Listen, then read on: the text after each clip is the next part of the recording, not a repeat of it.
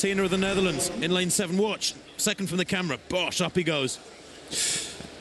And that should be disqualification. We had a situation earlier where an athlete, which Stuart and I thought was a clear full starter, but they got a green card. Will there be the same leniency now? Yeah, there might be. But he certainly looked as though he just moved off the block. You see the close proximity of the crowd.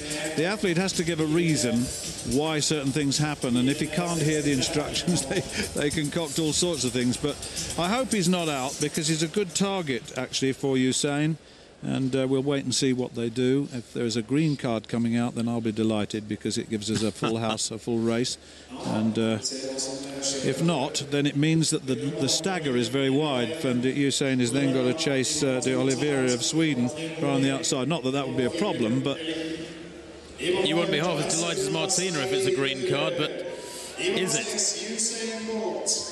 Well, no sign of any cards at all yet, and it looks like Martina's still in there. The official coming across, and I think it's red. I'm afraid it is. Yeah. Yep, and he can't look shocked. He can't be surprised at that, I'm afraid. No. Please don't protest. It's cold. The athletes, the other 7, don't need to be held out there for a long time.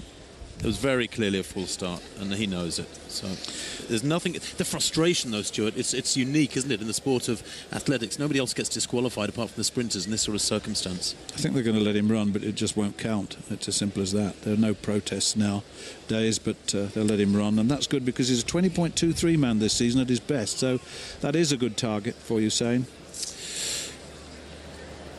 Well, Bolt has seen it all before. He's been around a long time now.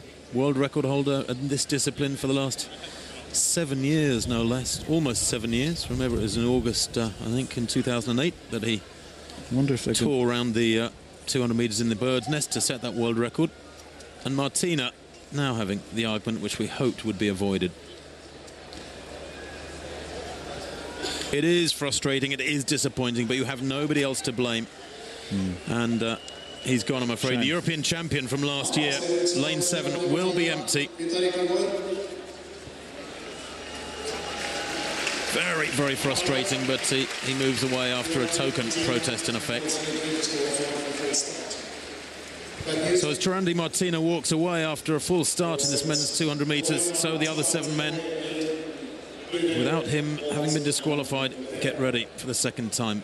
David Buller in 1, Danny Talbot in 2, both of them British. The Belgian Jonathan Borlée in 3, James Ellington of Great Britain in 4, Sarian Dure of Norway in 5. He'll be chasing Usain Bolt, who goes in lane 6, the world record holder. Lane 7 is empty, frustrating that. And de Oliveira of Sweden, formerly of Brazil, on the yellow there in lane 8. World's quickest time this year, 20 seconds. Dead. 20 seconds exactly by Nickel Ashmead into a slight headwind. That was in Kingston back in early May. Bolt's first 200 of the year. Beaten in his last race by Justin Gatlin of the USA over 100 in Rome last week.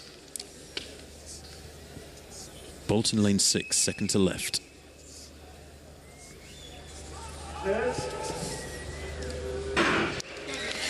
Well, away without any troubles. He reacted wonderfully last week to Bolt. He's gone well here. He's already well up on de Oliveira.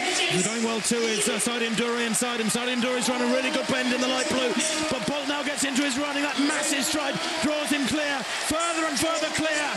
Certainly good running from Sarian Dure in lane 5. But Bolt takes this one by 6-7 metres. 19.80. And it is indeed a meeting record.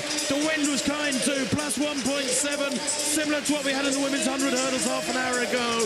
And Usain Bolt has delivered and is back in his winning ways, and I don't think